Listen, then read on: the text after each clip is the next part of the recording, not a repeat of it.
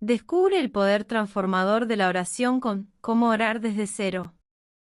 Guía paso a paso para una oración efectiva, de Rubén Morales. Disponible ahora en la tienda de Amazon. Días hay, lo sé, en que triste te sientes y sin esperanza estás. Pero existe un Dios que promete ayudarte y fuerzas tu alma tendrá.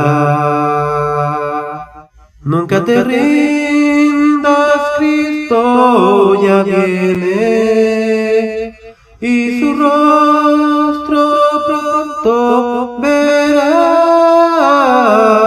Hay un pensamiento en la palabra de Dios en el libro de Apocalipsis.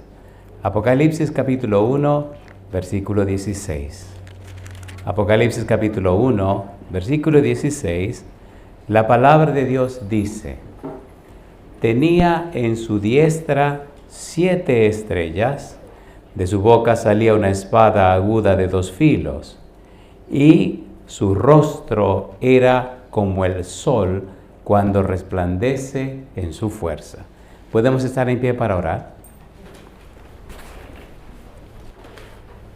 Querido Padre Celestial, gracias por estar con nosotros en este lugar. Gracias por la compañía de los ángeles. Gracias por la hermosa presencia del Espíritu Santo en nuestro medio. Y Padre, muchísimas gracias por su compañía bendita. Agradecemos por los amigos y amigas que nos acompañan. Agradecemos también, Señor, por los hermanos y hermanas presentes. Damos gracias por todos aquellos y aquellas que nos siguen a través de la radio, la internet y la televisión en cualquier lugar del mundo.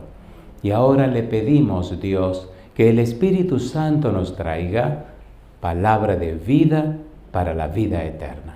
Que no recibamos palabra de hombre, pero la palabra de Jehová que vive y permanece para siempre. Señor, prepárenos para estar en el Espíritu y comprender las cosas espirituales. En su mano santa y bendita nos entregamos, Dios. Denos su bendición, Señor querido. En el nombre de Jesús lo pedimos. Amén. Bien, durante la semana trabajaremos con la serie Un refugio para la familia. Esta serie la entrega número 18. Hay un refugio para la familia que hemos estado llevando por cada rincón de la tierra y tiene que ver con el libro del Apocalipsis. Apocalipsis, un refugio para la familia. Tengo un amigo en un cierto lugar y me decía, ¿cómo que el Apocalipsis es un refugio para la familia? Y le decía, cuando entendemos el propósito, la razón de ser del libro, descubrimos que tanto el Padre, el Hijo y el Espíritu Santo se presentan en el Apocalipsis como un refugio para la familia. De hecho, cuando usted estudia en la Biblia lo que es apocalíptica bíblica, se encuentra que Dios es un refugio para la familia. ¿Qué es esto de apocalíptica bíblica?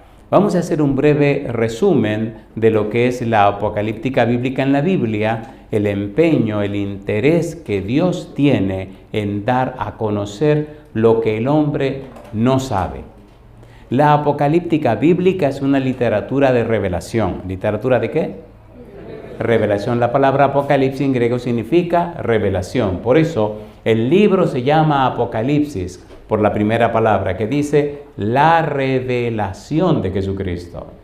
La apocalíptica bíblica, por tanto, trata acerca de aquellas cosas que Dios quiere dar a conocer, aquellas cosas que Dios revela que el hombre no sabe, que el hombre no conoce, que el hombre no ve. Dios quiere asegurarle a sus hijos, Dios quiere garantizarle a las familias que Él es un seguro refugio. Cuando usted estudia la apocalíptica bíblica en toda la Biblia, descubre desde el Antiguo Testamento y hasta el Nuevo Testamento que Dios es Dios y que muy a pesar de los problemas, Dios tiene el control de todo. No importa lo que pase, no importa lo que ocurre, habrá un final feliz. Cuando usted lee el libro del Apocalipsis y conoce la estructura del libro y entiende cómo fue escrito y entiende cómo fue compuesto y entiende lo que es el quiasmo, usted descubre al final del libro, en la visión número 8, cómo hay un triunfo final, la victoria final de Dios con su pueblo. Ya lo veremos en algún momento. Es bueno presentar en forma breve todos los capítulos y versículos, el tiempo no nos dará, pero por lo menos todos los libros y los capítulos en la Biblia que hablan de la apocalíptica bíblica. La apocalíptica bíblica, por tanto, es una literatura de revelación.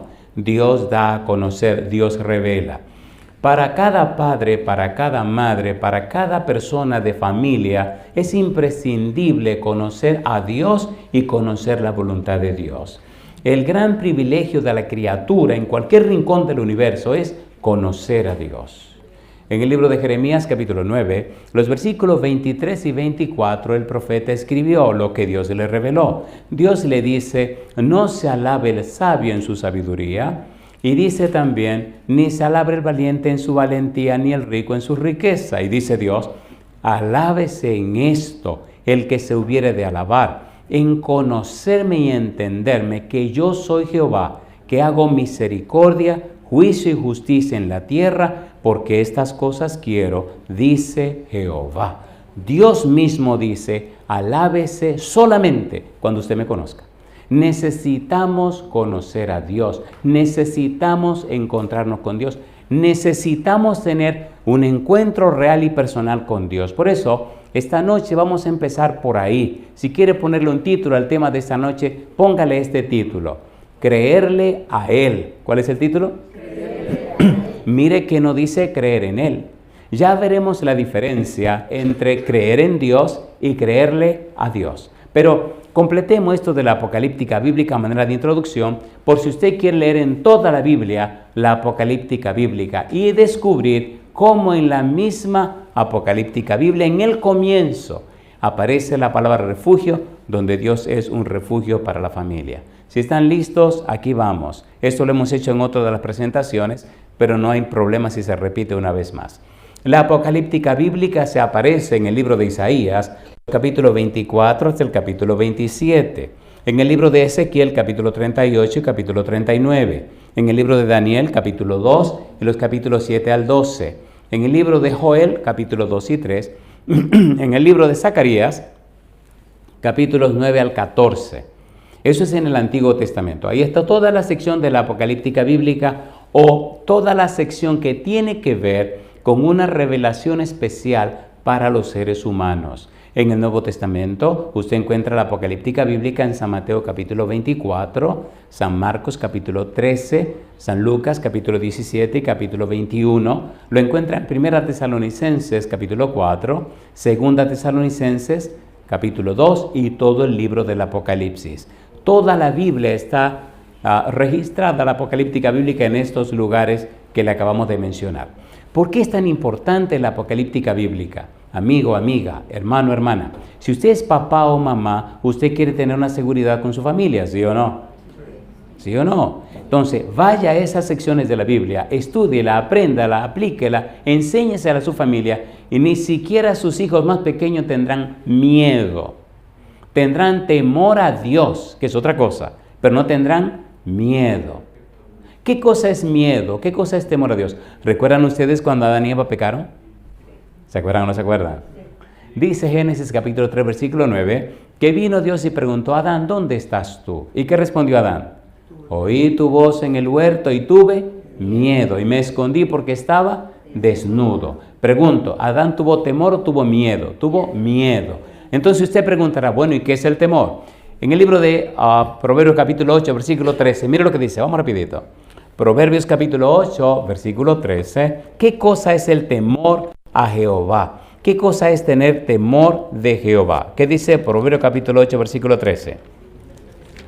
A ver si me acompañan. ¿Qué es temor a Jehová? Proverbios capítulo 8, versículo 13, ¿cómo dice? El temor de Jehová es, ¿qué cosa? Aborrecer el mal, ¿qué más? La soberbia y la arrogancia, ¿qué más? El mal camino y la boca perversa, ¿qué cosa? Aborrezco. ¿Qué es el temor a Jehová? Aborrecer el mal, ¿qué más? La soberbia, ¿qué más? La arrogancia, ¿qué más? El mal camino, ¿y qué más? La boca perversa aborrezco. El temor a Jehová entonces aborrecer lo malo. Por tal razón, cuando nosotros conocemos a Dios, aborrecemos la soberbia, la arrogancia, el mal camino y la boca perversa. Todo lo que ofenda a Dios lo rechazaremos en nuestra vida y nos enfocaremos en todo lo que da honra y gloria a nuestro Dios. ¿Qué dice 1 Corintios capítulo 10, versículo 31? Dice el apóstol Pablo, si pues coméis o bebéis o hacéis otra cosa, hacedlo todo para la gloria de Dios. ¿Para qué cosa dice? Para la gloria de Dios. Nuestra vida necesita glorificar a Dios. ¿Por qué nuestra vida necesita glorificar a Dios? Esta semana vamos a estudiar algunas cosas un poco profundas, pero tome su Biblia en la mano, Vamos a leer 1 Corintios 4:9.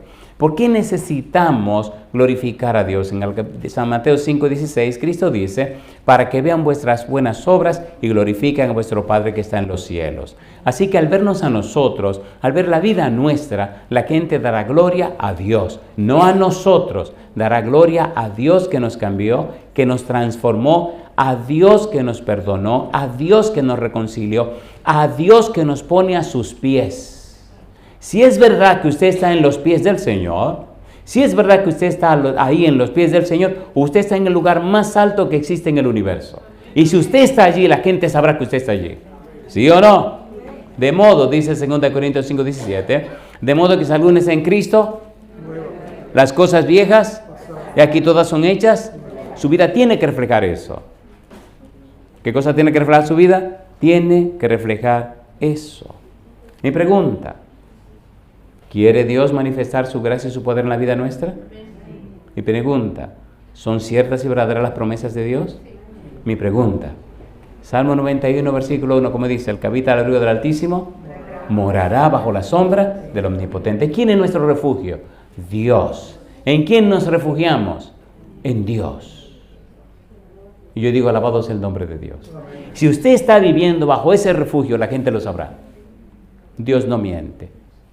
¿Le gustaría a usted que su familia esté bajo el refugio de Dios, bajo las alas de Dios, en la sombra de Jehová? ¿Le gustaría eso? ¿Cuántos quieren tener su familia allí? ¿Pueden levantar la mano? Alabado sea el Señor. Las promesas de Dios, ¿cómo son? Son fieles y son verdaderas. Yo digo, alabado sea el nombre del Señor. Hay que entrar en el tema, queridos. Solamente estamos en la introducción y aquí veo que el tiempo corre muy aprisa también. Vamos al libro de Isaías, capítulo 24. Vamos rapidito. Estamos tratando de poner la mesa.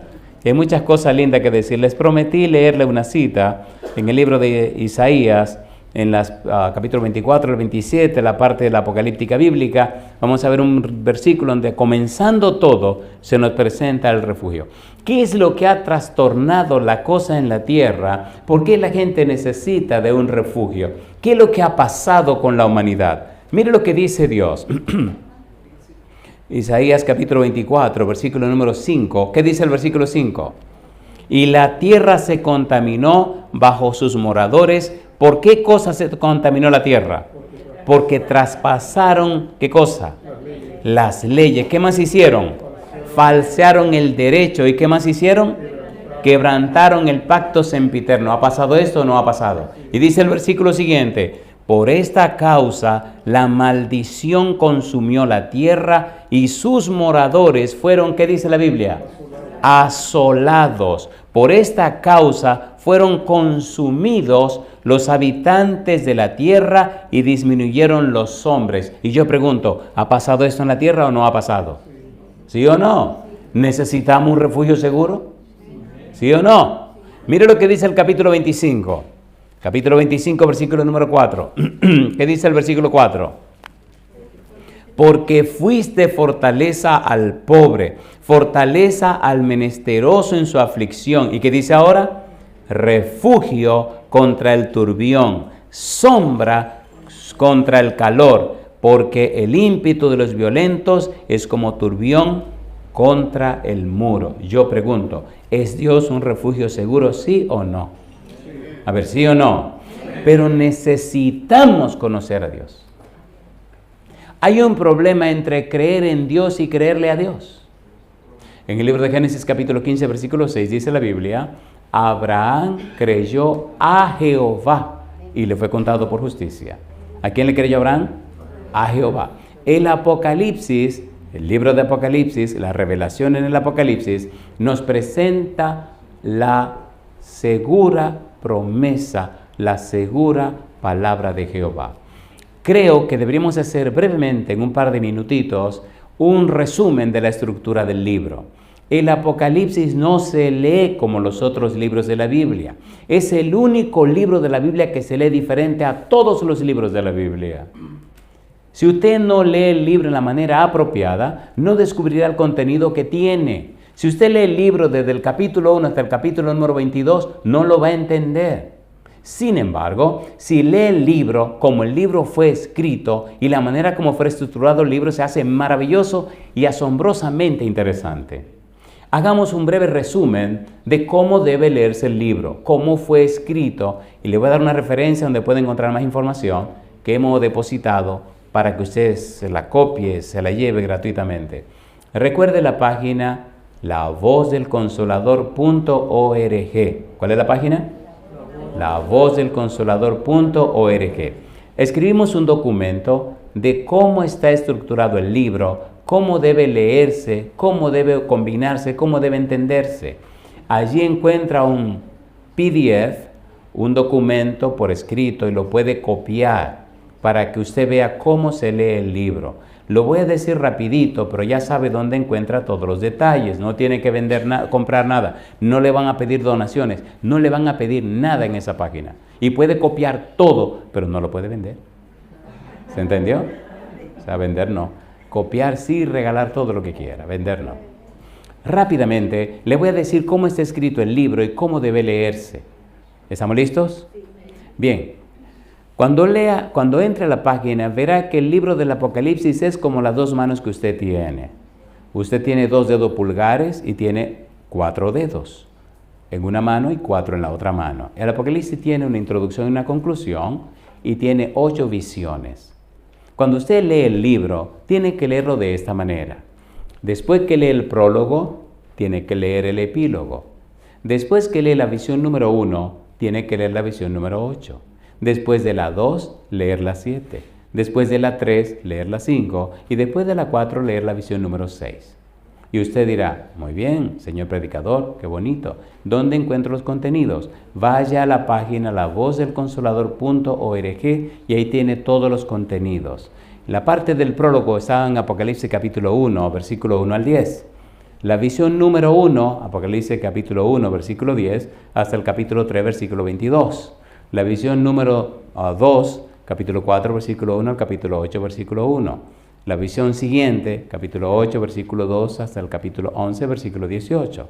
La quinta visión, Apocalipsis capítulo 11, versículo 19 hasta el capítulo número 14, versículo 20.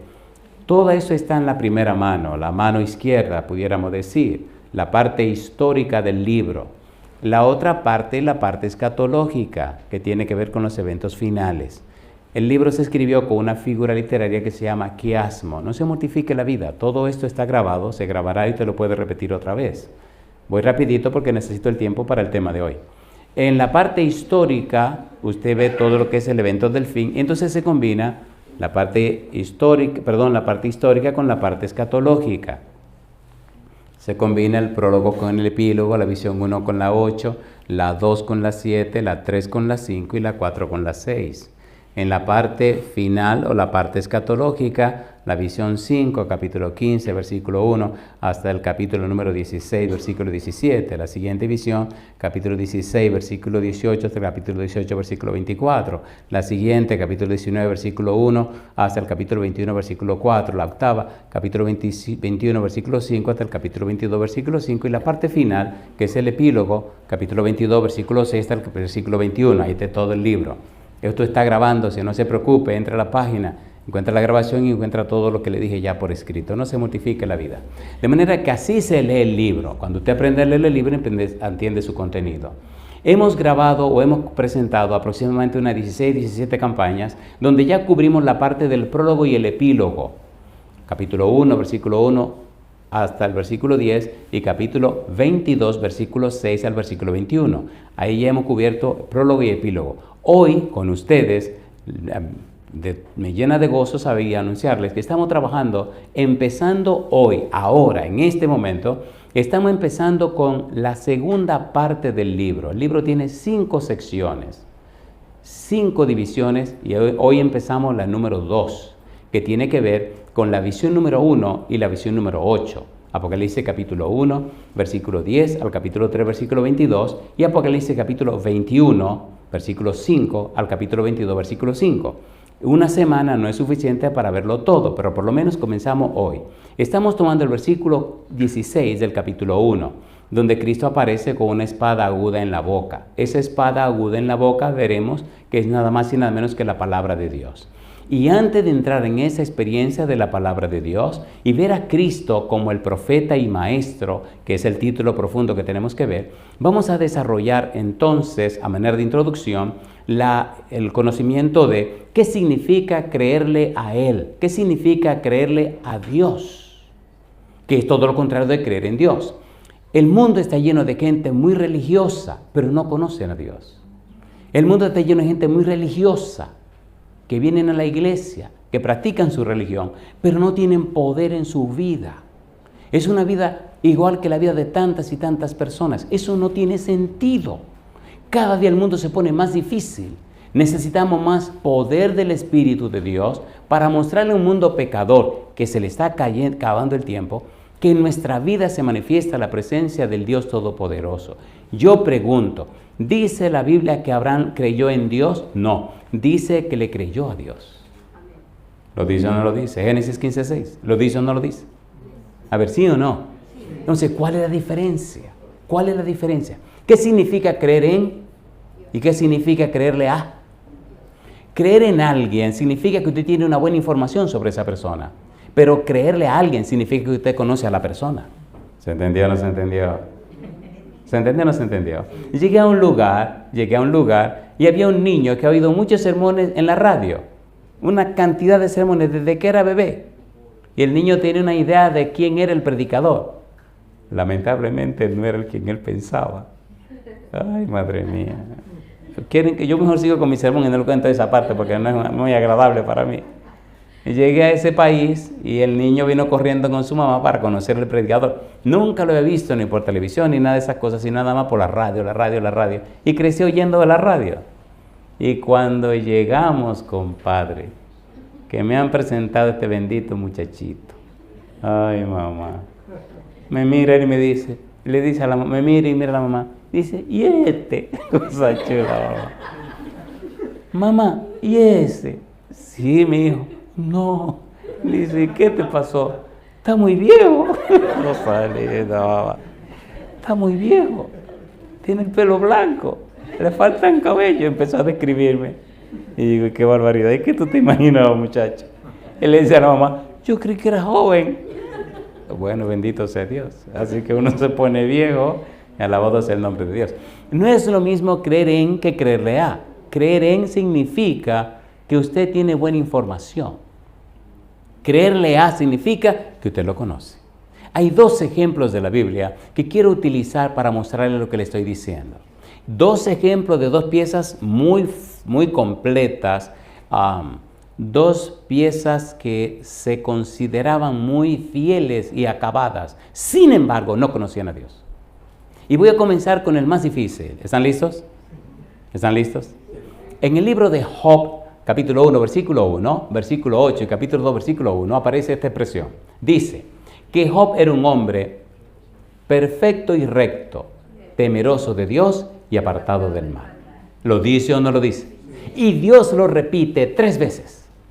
Si lo dice Dios, ¿quién dice que no? Sin embargo, había un problema con Job. Cuando usted estudia el libro de Job, y hace un tiempo hicimos una investigación y la presentamos, les recomiendo que vayan a la página. En la página no lo van a morder, no le van a quitar nada.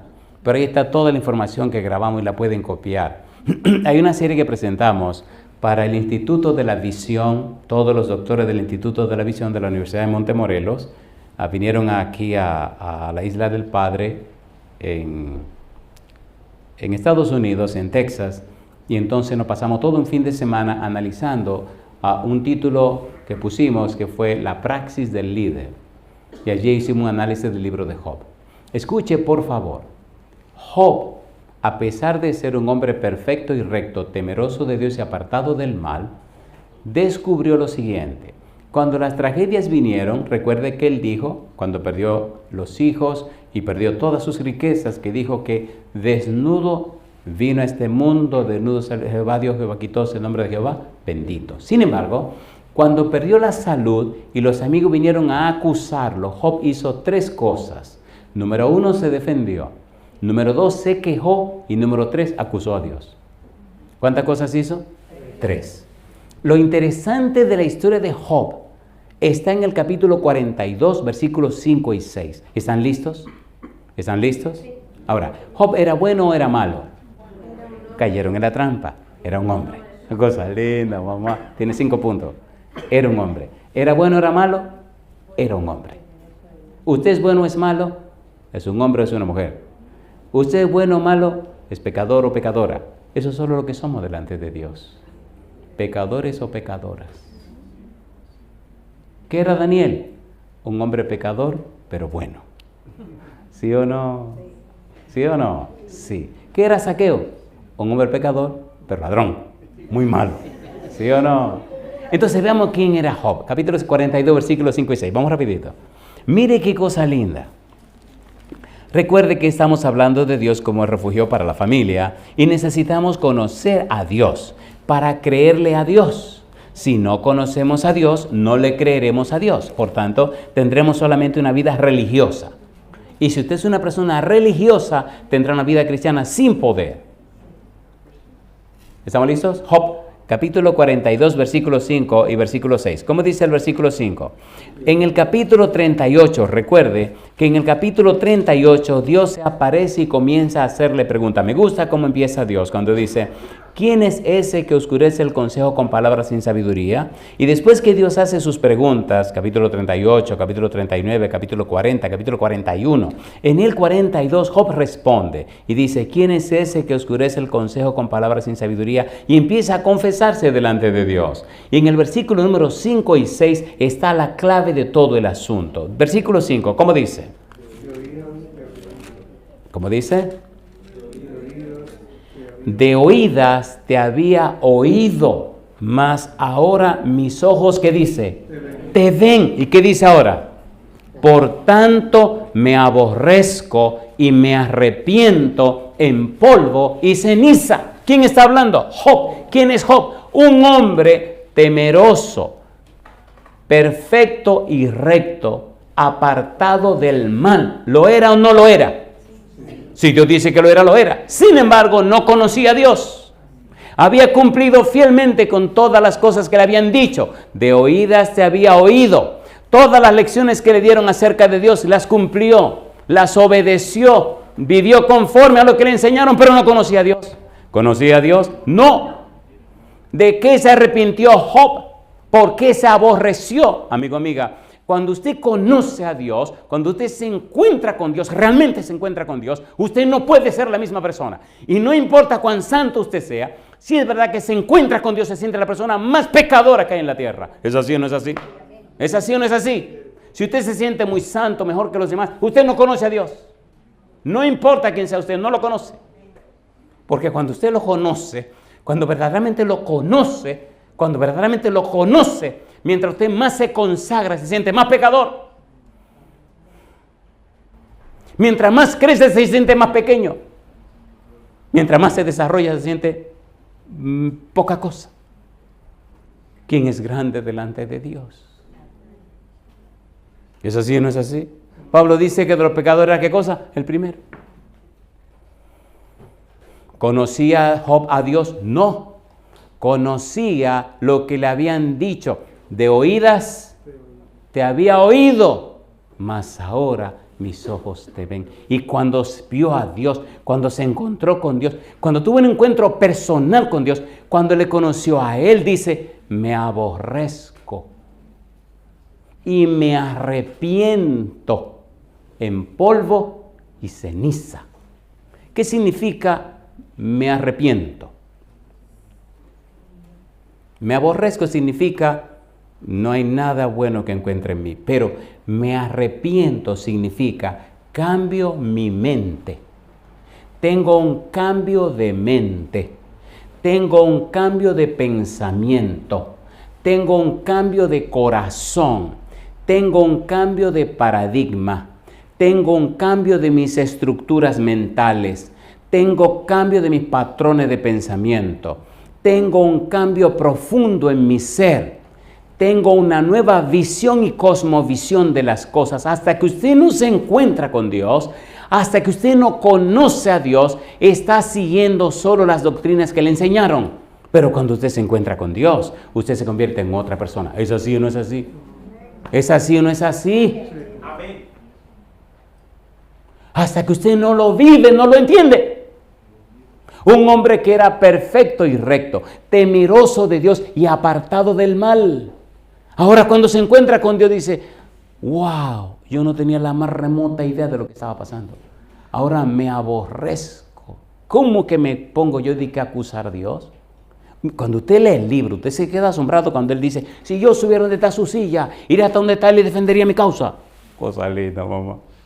Y no hay quien quite mi queja, porque ¿quién es que me está haciendo esta cosa? Tú me estás maltratando, Señor. Él creyó que era el Señor que lo estaba maltratando.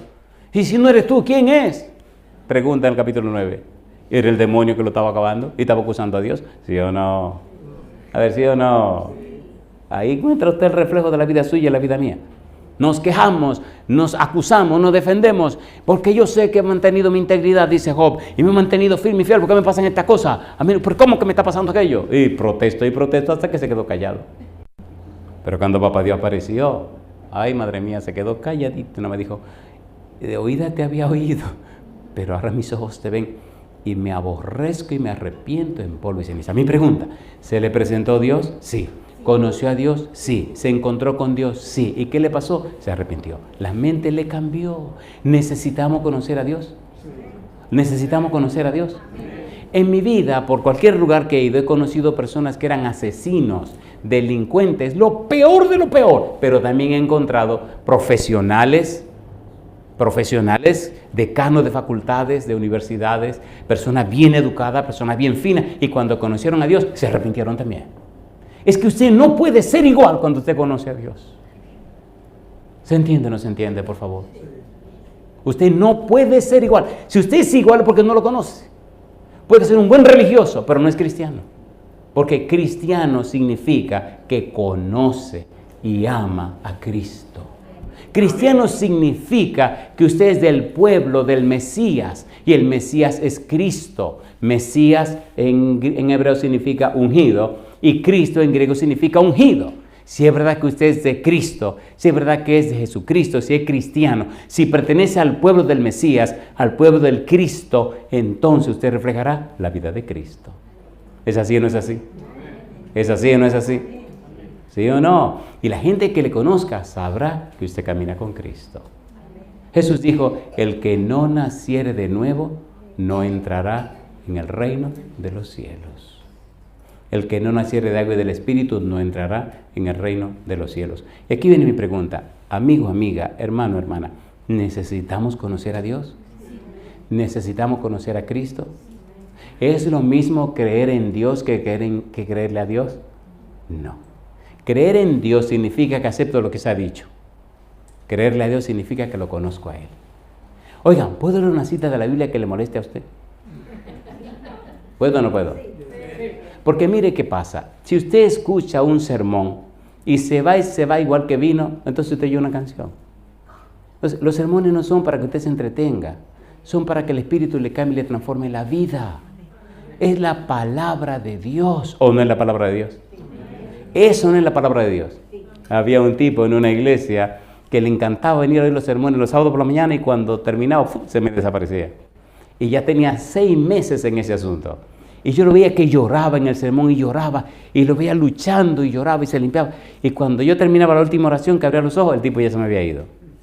Digo, este fulano, ¿cómo lo agarro yo? Sí, porque hay gente que usted ve que el Espíritu lo toca, el Espíritu le habla, el Espíritu lo conmueve. Y olvídese, desde que yo abría los ojos, ya el tipo se había ido. Digo, este yo lo voy a agarrar hoy. Y le dije al anciano, mira, ven acá, hoy cuando termine el sermón, tú vas a tener la oración final. Sí, porque tipo hay que agarrarlo. Usted no puede dejar que la gente se pierda así por así. ¿O lo vamos a dejar perder así por así? No. Así que cuando terminé de predicar, hice el llamado, la gente empezó a pasar, tampoco pasaba al frente. Hice el llamado, empezaron a pasar al frente, se fue llenando y todo. Y ya el anciano tenía un micrófono en la mano. Y seguía hablando y hablando, y pusieron su musiquita de fondo y hablando, qué sé yo. Y todo el mundo de pie, el tipo allá atrás, secándose sus lágrimas, así, mirando para abajo, así. Y entonces había una puerta de este lado, una iglesia grande. Entonces había que salir corriendo por aquí, dar la vuelta corriendo para agarrar la puerta de enfrente, cuando el tipo ahí agarrar. Y entonces miré al anciano y le hice señas, y la gente siguió pasando, qué sé yo. Y vamos a prepararnos para la oración final, cierren los ojos, vamos a orar. Yo fui caminando para la puerta y vamos a orar, preparémonos para la oración, abro la puerta y le digo al anciano así, y salgo. Y el anciano empieza a orar. Y en lo que el anciano ora, yo corro y me paro en la puerta al final. Oiga, toda la musaraña que uno tiene que hacer para que la gente no se pierda. Cosa linda, mamá. Cuando termina la oración, que el tipo ya va a salir corriendo, pregunta quién está en la puerta. Cuando abro la puerta, vengo yo, ¡ey, compadre! Lo agarro ahí. Amigo, pastor. Digo, sí, ven, que tú y yo tenemos que hablar. Me metí a la oficina y le digo, siéntate ahí, vamos a hablar. Tú tienes 6 meses corriendo. ¿Tú crees que tú vas a perder así a lo claro? No. Hablemos claro tú y yo. ¿Qué es lo que pasa contigo? Empezó a llorar. Dice, yo sabía que usted me iba a hacer una de estas. Yo sabía que me iba a agarrar cosas lindas, mamá. La gente huye de Dios o no huye de Dios. Y me decía, yo decía desde la primera vez que vine, no vuelvo el sábado. Y el siguiente sábado aquí estaba yo. No voy el que viene, no vuelvo. Y aquí estoy yo. Y así 6 meses hasta que dijo, ya, pues voy a seguir yendo. Pero no lo voy a ver, no me voy a hacer, ni siquiera lo voy a saludar. Cosa linda. Huyéndole a Dios. Yo espero en Dios que usted no huya esta semana porque no es cosa mía, es cosa... ¿Estamos leyendo la Biblia o no estamos leyendo la Biblia? A ver, ¿sí o no? Job conocía a Dios, sí y no. Tenía un conocimiento de Dios que la gente le había dicho, le habían contado. ¿Puedo leer ese versículo peligroso? Isaías 29, vamos rapidito. Un versículo peligroso que tal vez le moleste, y ojalá usted se moleste, me encantaría que se molestara, porque si usted se molesta, por lo menos reaccionó. El negro ese que predicó, ese me cae mal. Bueno, bendito sea Dios, pero por lo menos usted reaccionó. Capítulo 29. Este es el problema que estamos teniendo en el mundo entero en muchos grupos religiosos. ¿Qué dice el versículo 13? Dice pues el Señor, Isaías 29, 13. ¿Lo tenemos? Dice pues el Señor. ¿Qué cosa? Porque este pueblo se acerca a mí con sus bocas y con sus labios me honra. Pero su corazón está, como dice, lejos de mí. ¿Y qué dice ahora? Y su temor de mí no es más que un mandamiento de hombres que le ha sido, ¿qué cosa? Enseñado. Yo le pregunto, ¿es esta la realidad de mucha gente, sí o no? Sí, en cualquier país del mundo. No es que sean malos, es que no conocen a Dios. No lo conocen. No lo conocen. Cuando usted lo conoce, usted no puede ser igual. Cuando usted lo conoce y acepta el señorío de Jesús sobre usted, y acepta a Cristo como su Señor, y acepta que Él es el Señor de su vida, entonces y solo entonces el Espíritu viene y le transforma la vida a usted de gloria en gloria como a su imagen. La gente se da cuenta que el poder de Dios, el Santo Espíritu, está transformando su vida y usted refleja la belleza de la imagen de Cristo. ¿Es hermoso o no es hermoso? ¿Es hermoso o no es hermoso? Personas que son extrañísimas y usted ve cómo el Espíritu le va cambiando la vida. Hay un pensamiento en uno de nuestros libros que dice que hasta los demonios se asombran al ver cómo la gracia y el poder de Dios transforma a un ser humano de tal suerte que refleja la belleza y la santidad de Cristo. ¿Es así o no es así? ¿Quiere usted que el Señor haga ese trabajo en la vida suya? ¿Cuántos quieren ser transformados por el poder del Espíritu? ¿Pueden levantar la mano? Muy bien. Vamos a ver otro ejemplo de un tipo que fue hasta un asesino y mató gente. ¿Están listos? ¿Están listos? Pero oiga usted, este tipo era muy correcto, muy completo, muy acabado. ¿Entienden? ¿Conocen una palabra que se llama chisme? ¿No la conocen? ¿No conocen esa palabra? Bien, veamos un tipo que dice, mejor leamos los Filipenses, vamos rapidito. Nuestro segundo personaje con el que vamos a terminar es Pablo. ¿Quién era Pablo? Un fariseo. ¿Qué tipo de fariseo? Oiga lo que él dice de él mismo, Filipenses capítulo número 3. Una pregunta, ¿estamos leyendo la Biblia o no estamos leyendo la Biblia? ¿Conocía Pablo a Cristo? No. ¿Conocía Pablo a Dios? Supuestamente. Supuestamente. Cuando mataban a Esteban, ¿quién tenía la ropa de los matadores en las manos? Pablo. ¿Quién persiguió a la iglesia? Pablo. ¿Quién los encarcelaba? Pablo. ¿Quién estaba de acuerdo con la muerte de esa persona? Pablo. ¿Quién creía Pablo que estaba cumpliendo con Dios? Lo creía y lo estaba haciendo de todo corazón. Y ahora cuando se habla de Pablo, antes de conocer a Jesús, mire lo que Pablo dice de él mismo. Filipenses capítulo número 3, versículo 4 al 6. ¿Qué dice Pablo de sí mismo? Filipenses 3, 4 al 6. ¿Qué dice? Aunque yo tengo, ¿qué cosa? También de qué confiar en la carne. Si alguno piensa que tiene de qué confiar en la carne, ¿qué dice Pablo?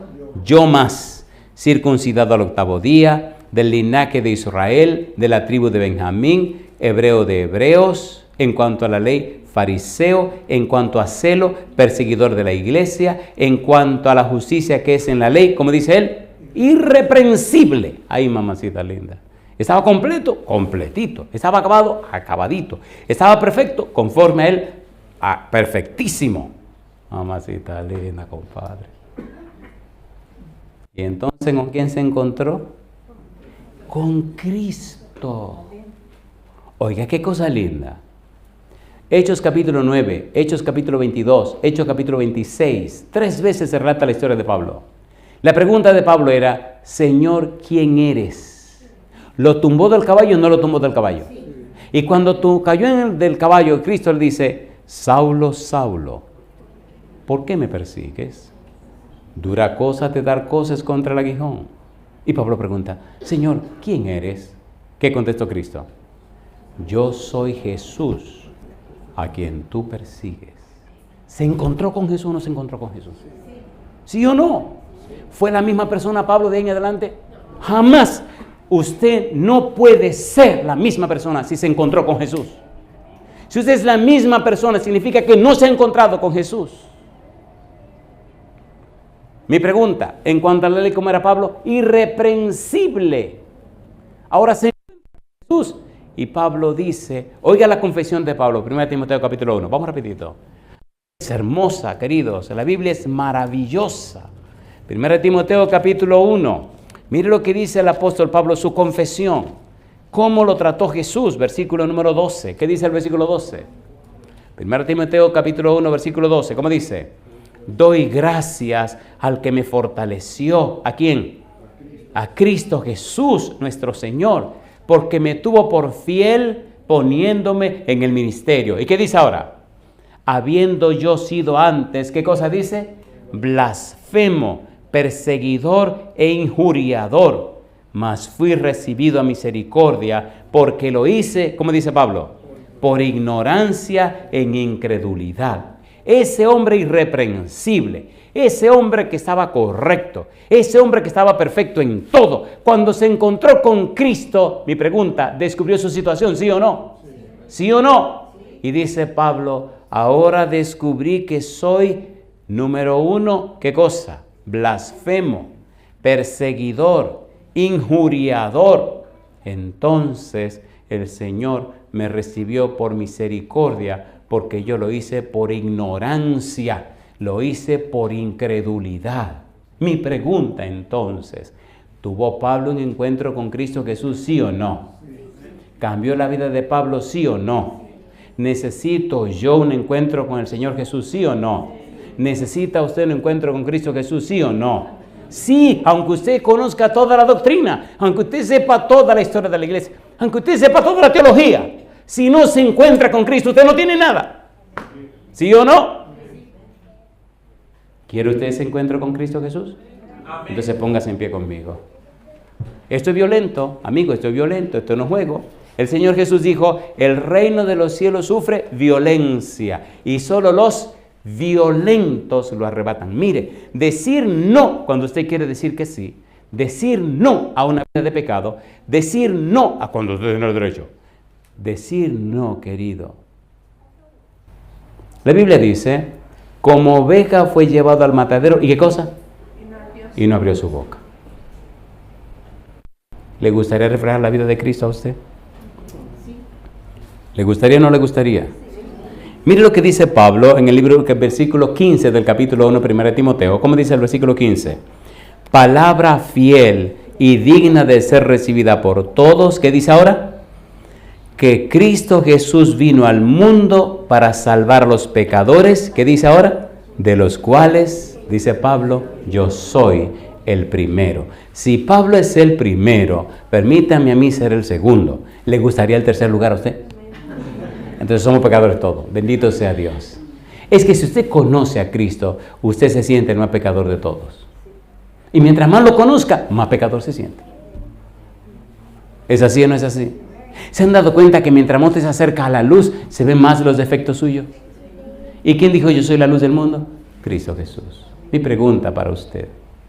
¿Le gustaría ese encuentro con Cristo de verdad, real? ¿Le gustaría un encuentro como el que tuvo Job con Dios? ¿Le gustaría un encuentro con Cristo Jesús? Por suerte que no andamos a caballo para que nos tumben del caballo, pero hay mucha gente montada en algunos tipos diferentes de caballo, ¿no le parece? En esta semana, pidámosle a Dios un encuentro con Él, para que el Espíritu de Dios nos cambie y nos transforme. Entonces, papá, entonces, mamá, cambiada y transformada, tu vida reflejará a Cristo y será una bendición para tus hijos. ¿Por qué los hijos creen no lo que le decimos? Los hijos creen lo que nosotros somos. ¿Es así o no es así? ¿Es así o no es así? Recuerda Mateo 24:14. ¿Qué dice Mateo 24:14? Y será predicado el evangelio por testimonio a todas las naciones y entonces vendrá el fin. Testimonio. La palabra testimonio puede definirse como presentar las evidencias a favor de Jesús. Que tu vida presente las evidencias a favor de Jesús. Que tu vida muestre que conoces a Cristo. Que le crees a Cristo. Que le crees a Él. No es que yo creo en Dios, es que le creo a Dios. Lo conozco. Cada madrugada, cada mañana, usted saca tiempo para orar, para estudiar la Biblia y estar en comunión con el Señor. Y es tan lindo eso, que a medida que pasa el tiempo, usted tiene una experiencia tan cerrada, tan hermosa, tan estrecha con Dios, que la gente le dice que usted es una persona distinta. ¿Lo dice o no lo dice la gente? ¿Lo dice o no lo dice la gente?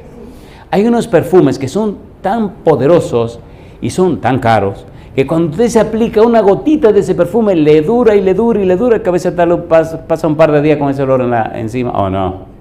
Cristo es el mejor perfume. Cuando usted se aplica a Cristo, la gente huele a Cristo en la vida suya. ¿Le gustaría oler a Cristo? ¿Cuánto quieren oler a Cristo, el perfume de Cristo? Dice, somos grato olor de Cristo en lo que se salvan y en lo que se pierden. Permítame terminar haciendo una pregunta. ¿Es usted papá? ¿Es usted mamá? ¿Tiene hijo usted o tiene hija? Levante la mano conmigo. Si tiene hijo o tiene hija. Alabado sea Dios. Bueno, me gustó que los hombres levantaron la mano. Yo también la levanté, así que no hay ningún problema. Aquí viene la segunda pregunta. Papá, mamá, quisiera en este momento permitirle a Dios que el Espíritu Santo te transforme la vida para que tu vida refleje a Cristo.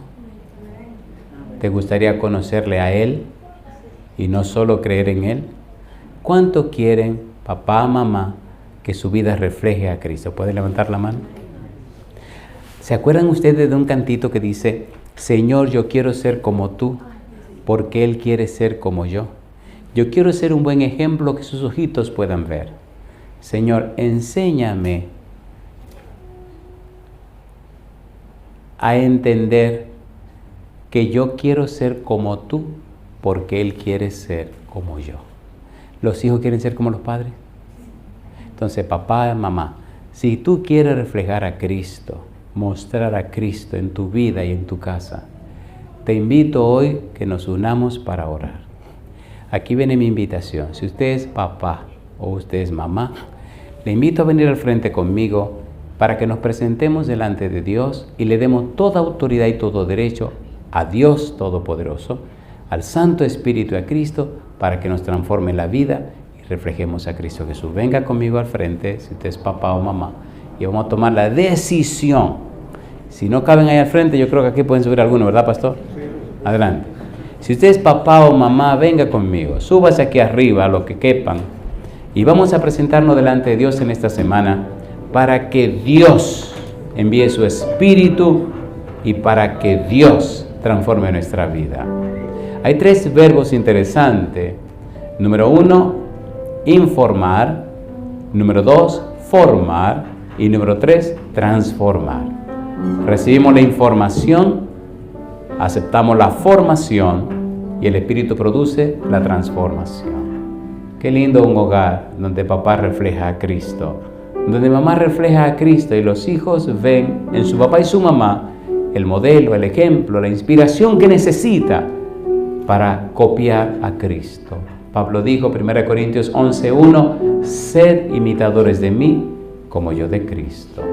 Es nuestro anhelo, papá, mamá, presente o los que nos siguen por la radio, la televisión o la internet, que Cristo venga a tu vida y transforme tu vida de tal manera que se convierta en una vida trascendente, que vaya más allá de los límites, una vida que se proyecte no solamente donde vive, sino a toda la tierra. Que al conocerte la gente pueda decir, verdaderamente he conocido a Cristo en la persona de este señor o esta señora. Preparémonos para orar, pongamos todo en las manos de Dios. Permitamos que el Espíritu Santo nos cambie y nos transforme, convirtiéndose Dios en un refugio para nuestra familia. Oramos.